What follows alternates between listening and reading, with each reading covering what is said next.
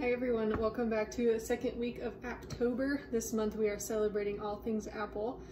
Last week we did an appetizer, and this week we're going to focus on a main dish. So we're going to be making a goat cheese and apple pasta today, and every ingredient except for the olive oil is going to be sourced from Montana.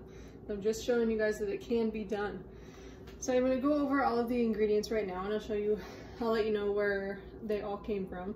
Now, the reality of living in Montana in the wintertime is that while there are a lot of things available, sometimes the specific ingredient that you're looking for is not available. So I only have one of those this week, and that was my herb choice. So in the recipe that I had posted, we were going to use thyme. Thyme wasn't available this week, so we're going to go with the old standby with pasta, which is basil. So this basil came from Swanky Roots, which is a company over in Billings. And then I have our pasta for the day is Dolina Pasta, which is a Bozeman-based company. Literally the ingredients are wheat flour, eggs, and spinach. We have an apple, which came from one of my coworkers' yards. This is a Honeycrisp apple. Next I have goat cheese, and this is cheddar cheese, and this comes from Lifeline Farm up in Victor, Montana. And I have my homemade vegetable stock, and that is made from scraps from my own garden. So again, as I mentioned last week, local also means your own backyards. So we're gonna get started right now. I'm gonna turn on my pot of water to boil my noodles in. That's gonna be my first step. All right, so that is getting ready to boil. So next I'm gonna get all of my other ingredients going. So the first thing I'm gonna do is deal with the basil. So this is gonna be, my serving is gonna be for 2 people. So this is half of the recipe that we had posted. If you have a family of 4, the recipe that I posted will serve a family of 4. So what I like to do with basil is find the biggest leaf, and then I like to take all the stems off and then put all of the leaves inside that bigger leaf and then roll them up. So you have a nice basil roll. And then what you're going to do is hold it with your claw and saw and kind of this is called a chiffonade, and then we're going to cut it diagonally, and it'll make nice little basil ribbons. And if you like the taste of basil or thyme or whatever herb you're using a little bit more, you don't have to be exact with the measurements. So I have probably about a tablespoon and a half of basil for the 2 of us here. The next thing that I forgot to mention is garlic. So this is hardneck garlic, and it came from Stinking Rose garlic, which is here in the valley. This was actually, they produce garlic that you can grow in your own backyards, and they also sell to grocery stores. So you can find hardneck garlic from Stinking Rose in Town & Country, the co-op. Most of my ingredients today came from our friends over at Root Cellar Foods, which if you haven't heard of them, you can check out their Instagram page. We tagged them in this video, so you can take a look at their page and see what they've got going on. Now I'm going to do about a half an apple in this recipe. And like I said last week, we're not going to peel it, because that takes away a lot of the nutrients. So we're going to leave the peels on the apples even this week. So I'm just going to cut out that core. And you always see me throwing my stuff over there. It's because I'm throwing it in my compost bin.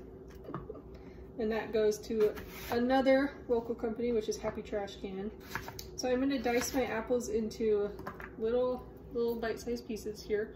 And the first thing we're going to do is cook these down, so we're not putting raw apples in our pasta dish. Now I'm using the spinach pasta because I love it, but also because it's a great way to incorporate some more vegetables into your diet. If you don't like spinach, like I said, this pasta is made with spinach in it, so you're not getting the same amount of nutrients as you would if you're just eating a cup of spinach, but you can still get some of that spinach goodness in your pasta, and you don't even notice it, so that's nice. Okay, and then I'm going to use this cheddar cheese, and in order for it to melt up nicely, I'm going to shred it. So this is an 8-ounce block, so literally this is how exact I am in my measurements. I'm going for 2 ounces, so I'm going to cut it in half and cut it in half again. This is also a great tip. This is where we bring in those math skills for your young ones in the kitchen. You can have them do that little bit of math in there. So we're gonna shred this up and then it is time to get cooking. Now I also have, just because I have them on hand and I don't want them to go bad in the next couple of days, I have some cherry tomatoes, and those came from Bear Canyon Farm, which is also here in Bozeman. And I'll show you, they're just the funnest tomatoes and they add a lot of nice color to your dish. So I'll show you what those look like. I'm just gonna throw them in at the end. Now this looks like a lot of cheese, but it is grated, so it'll cook down quite a bit. So the last thing I have here are my tomatoes. And you can see they're all different fun colors, so they'll just add a nice array of rainbow into your dish. So I'm gonna put just a handful of them in there, and I'm gonna cut them in half, since some of them are a little bit big. All right, so I'm gonna take all this over to my skillet, which is on the stove right now, and we'll finish it up. All right, so I'm over here at my stove, and I have my skillet going at about medium-high heat, and I have a little bit of olive oil and a little bit of butter in the pan, and you can see they're kind of starting to bubble and glisten, which is a good sign that they are ready to go. So the first thing we're gonna dump in there are the apples. You can hear that nice sizzle. That means your pan is definitely hot enough. I'm gonna get my wooden spoon out and kind of stir these around.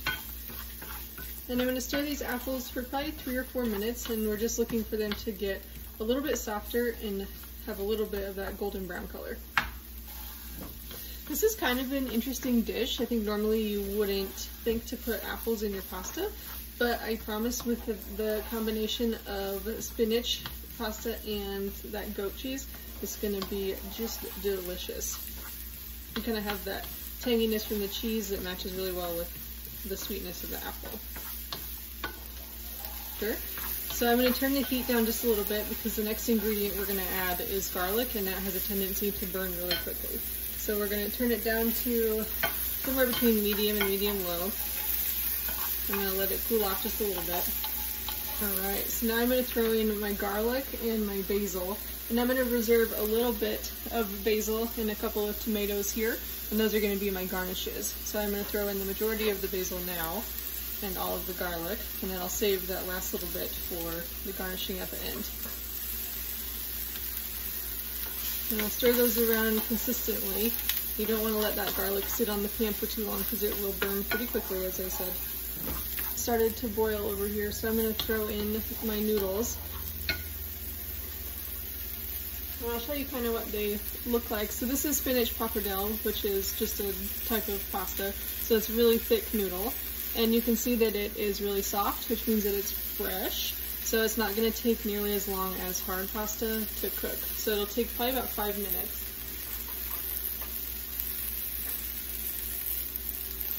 So I'll throw that in my pot here. Okay, so now I'm going to slowly pour in this vegetable stock. And I have about a half a cup here, but if you're cooking for 4, it'll be about a cup.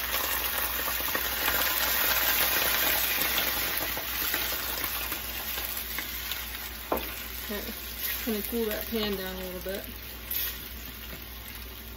We're going to let that simmer for just a minute here and get all those flavors going and sort of infuse that vegetable stock a little bit. Now at this point I'm going to add just a little bit of seasoning, probably just a pinch or so of salt, a little bit of pepper, and just a pinch of cayenne. I have these fun little measuring spoons that my mom got me. So this technical measurement was a smidgen, which is a little bit smaller than a pinch. Now comes the fun part. We're going to start adding in this cheese a little bit at a time. I'll add a couple of tablespoons at a time, and you can see it just melts right into that sauce. You can never have too much cheese, am I right? Okay, we'll throw the last little bit of cheese in there. Then I'm going to let it cook for just a couple minutes, let it kind of thicken up a bit, and then I'll throw in those tomatoes to let them cook for the last minute or so. Alright, the last step for the sauce part is just to throw in those tomatoes if you have them and if you want them. It's not a necessity, I just can't have pasta without tomatoes. Alright, it looks like my noodles are done, and so is my sauce. So this is the best part. We're not even gonna strain the noodles, we're just gonna pull them right out of this pan and put them in the sauce. And it's okay if you get a little bit of that pasta water in there. That starchy water will make for a nice addition to the sauce here. So kind of shake them out and then put them right in the middle of this. And then I like to use my tongs here to sort of fold the sauce and noodles together. Like that.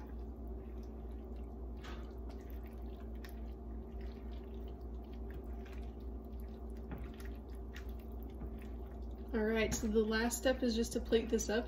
So I'll bring you back over to the counter and show you how I finish this up. Alright, so I have 2 bowls here, and I'm just gonna evenly serve up this cheesy delight. Okay, and then as a garnish, you always want to garnish with something that is in the dish already. So I'm going to sprinkle a little bit of that fresh basil on top, and then I'll put a couple tomatoes just to add a little bit of freshness and a little bit of bright color in there. And we are done. So I have 2 bowls of this nice goat cheese and apple pasta. And that is it for Apptober week number 2. So next week you can join me for sort of a dessert breakfast apple dish that we got going on. It's going to be really delicious. I hope you all enjoyed this recipe, and feel free to send us pictures or tag us in your Instagram posts if you do end up making any of our dishes. Thanks, and we'll see you all next week.